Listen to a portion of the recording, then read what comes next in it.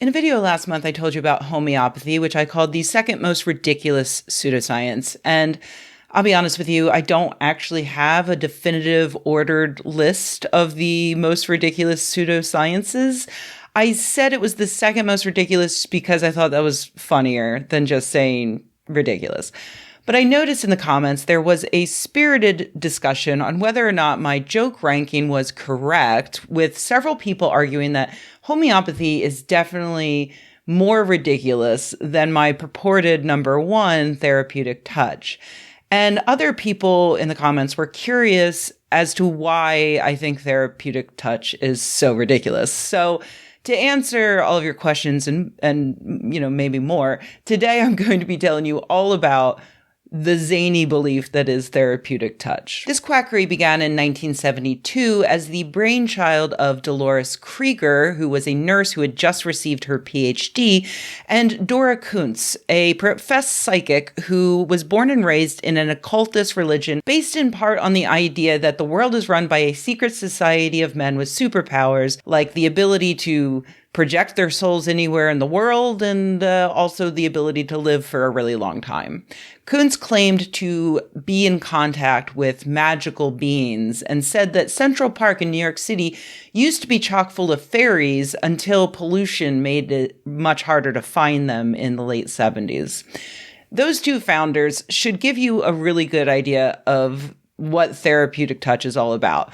What if a competent medical professional did something completely bonkers? Their invention was primarily based upon the concept of a human energy field, which is something you're probably already familiar with in terms of stuff like auras. Proponents claim that humans emit a field of energy from our bodies that is invisible and in fact undetectable by all current scientific instruments and is emitted via a method that is unknown to current scientific knowledge. But practitioners trained in the ancient 50-year-old art of Therapeutic Touch possess the ability to manipulate that field, which allows them to unscrunch it here and ripple it over here in order to treat all kinds of diseases and disorders, from depression to cancer. This might remind you of Reiki, which is a very similar concept invented by a Japanese man in the 19th century. Reiki is also based on the idea of manipulating a magical energy, usually known in this case as chi, but those practitioners perform that manipulation by touching the patient's body. During Therapeutic Touch, despite the confusing name, nobody touches anybody at all. That's part of what makes it so ridiculous. In Therapeutic Touch, the standard method is to hold the hands anywhere from 4 to 6 inches away from the body because that is where the human energy field is. And the adherents say that at that point, the practitioner and the patient can both feel something happening. They usually describe it as a change in temperature or a tingling sensation. For that reason, if I were to rank pseudosciences based upon ridiculousness, Therapeutic Touch would definitely rank as more ridiculous than Reiki because at least in Reiki, somebody is physically interacting with someone else. Despite the absurdity of the idea, Therapeutic Touch really caught on, especially in its co-founder's field, fairy hunting. Wait, no, sorry, the other co-founder, nursing. Nurses went absolutely gaga for Therapeutic Touch, subjecting patients to it as though it were a real intervention and publishing paper after paper in nursing journals lauding the success that they were finding.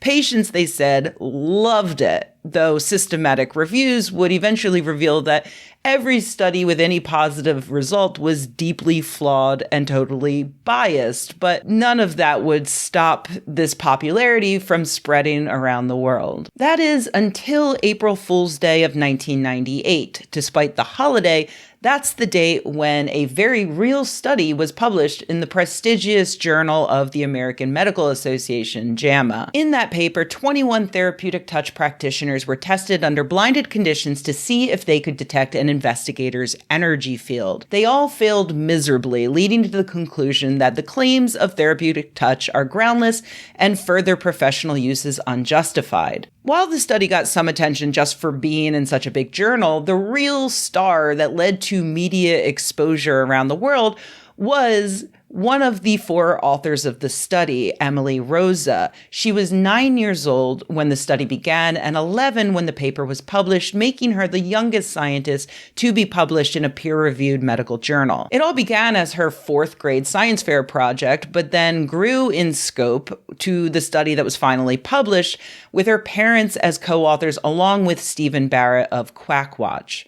Rosa designed a test in which the therapeutic touch practitioners stuck both of their hands through an opaque divider, at which point Rosa would hover her hand 8 to 10 centimeters above one of their hands, determined by a coin flip.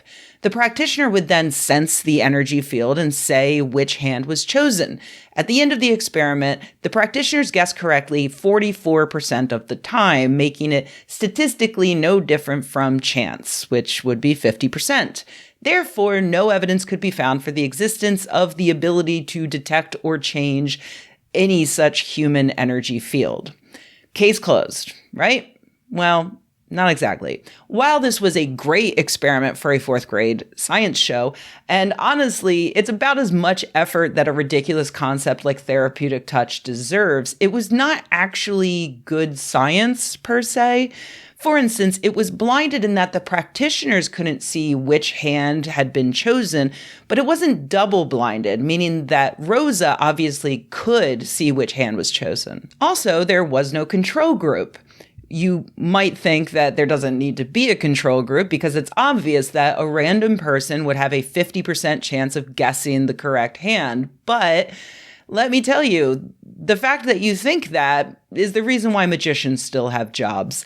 Because we do not know, in fact, that a random person wouldn't have a better or worse than 50% chance of knowing which hand has another hand hovering over it, for several reasons, including some related to that lack of double blinding. Actually, I should say we didn't know a random person's chances of guessing because shortly after Rosa's experiment was published, a better and more interesting study was done by an investigator named Rebecca Long, who found some really surprising results. Long pointed out that in previous tests, including Rosa's, the environment wasn't properly controlled for. There are many subtle ways in which a practitioner could be tipped off without necessitating the existence of a human energy field. And also there are ways that they could actually be misled into choosing the wrong hand. During pilot testing, Long found that air conditioning blowing on the subject's hands would lead to a researcher's hand blocking the airflow on the correct hand. Rustling clothing would point to one direction or the other. An elbow on the table could point to one direction or the other. And the investigator would often look at one hand when speaking to say that they were ready, indicating a direction. These would either cue or miscue the subjects, meaning that depending on which factors were present, they might increase or decrease the number of correct guesses that a control group could make. So, for the actual test, Long controlled for all of those factors. The tests all occurred in the same space where there was no air conditioning or heating.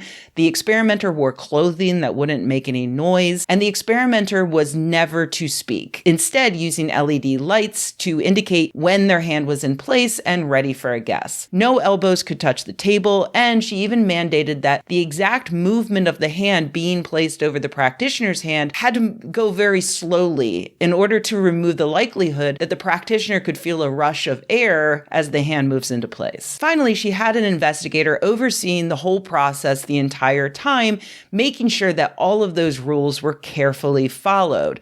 None of these rules were in place in Rosa's original study. So what were the results? Well, With all of these controls in place, Long tested 26 subjects 10 times each, with the experimenter's hand placed 3 inches over the practitioner's, and she found that the subjects guessed correctly 76% of the time, a statistically significant result, better than chance. One subject actually guessed correctly 100% of the time, and then was further tested 30 more times and identified the correct hand every single time. Those additional tests were not factored into the overall percentage. So there we go, a well-designed study that offers strong evidence in favor of the ability of therapeutic touch practitioners to detect the human energy field. Okay, no, it would be if Long had actually been testing therapeutic touch practitioners. That's right, I fooled you. There's a twist. All 26 test subjects had never performed or received therapeutic touch treatments in their lives.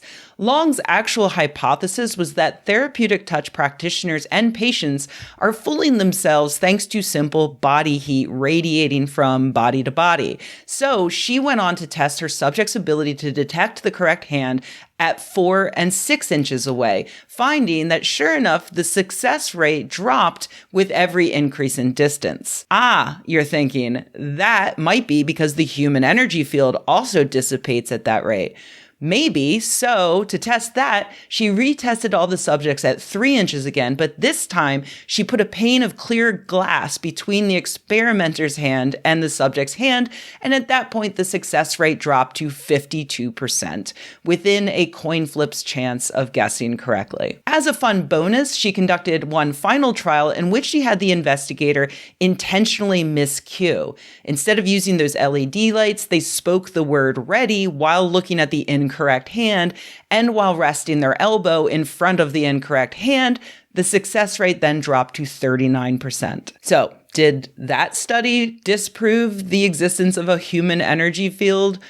No, it failed to find any evidence for it, and it also nicely provided evidence for why people might think it exists, but it's actually up to the proponents of therapeutic touch to prove the existence of a human energy field, as well as to prove their ability to manipulate that field and their ability to manipulate it in a way that can treat diseases like cancer or heart disease.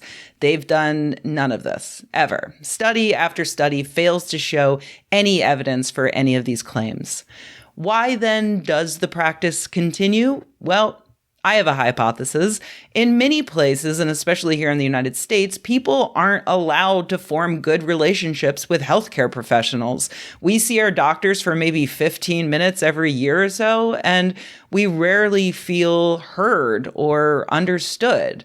So like Reiki and acupuncture and other pseudosciences, therapeutic touch requires a practitioner to spend substantial amounts of time with their patient, and that alone is valuable and makes a patient feel good. Meanwhile, nursing has always been dominated by women, and nurses have not always enjoyed positive relationships with the very male-dominated physicians that they work with. They've been seen as less than, they've been bullied, and, back in the 1970s, they were still required to wear those little white dresses and hats, and to even stand up whenever a doctor enters a room. Is it any surprise that they would gravitate towards a treatment that they could perform, that they were uniquely suited for, that made patients like and respect them?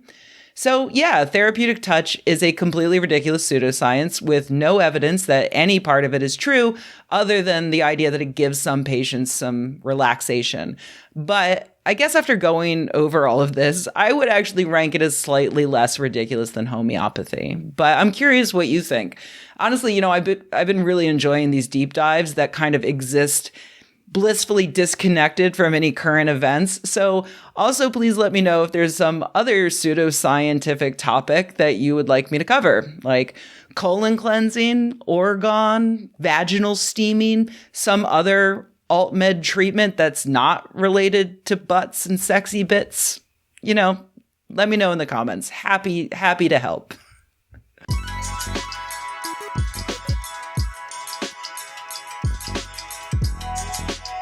Hey everybody, thanks for watching. If you enjoyed this video, please give it a like. If you loved the video, please subscribe. And if you think the world could use more videos like this and you happen to have a few bucks laying around, head to patreon.com/Rebecca and join an awesome community of nerds like the people whose names you see on the screen right now. Thanks.